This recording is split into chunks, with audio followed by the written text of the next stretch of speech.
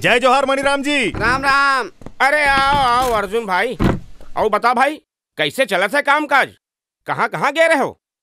आए वाह, कहाँ कहाँ गए रहे हो पूछा था। अरे आपे तो मतलब भेजे रहे हो परसदा गांव। मैं पूछा था परसदा में तुमन कहाँ कहाँ गए रहे हो? हाँ। कहाँ कहाँ गए रहे? अरे रद्दम गे रहेन, बस्तीम गे रहेन, तरियम खलो गे रहेन धोए पर। सड़क के सर्वे करके आए हैं और गांव वाला मन ला गांव में नवा तालाब के बारे में बताया। हाँ भाई, का बोला था गाँव वाले मन ए बारे में? गांव वाला मन ता बड़ खुश है मणिराम जी। कहा थे ये बार हमर विधायक जी के कार्यकाल में विकास की बात हुआ थे। गाँव वाले मन बिल्कुल ठीक कहा थे, ये बार विकास के ही बात होही। कौन जनी काकर विकास होई थे। का बोले रे?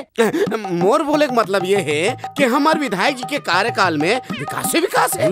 विकास अवस्थी, विकास शर्मा, विकास देवांगन, विकास खाना। लइका है, मजाक करा थे। काली शहर से विधायक जी के मेहमान आई, ओला शहर से लेके आना है। कौन मेहमान आवा थे और वहाँ शहर में कौन तिर मिली?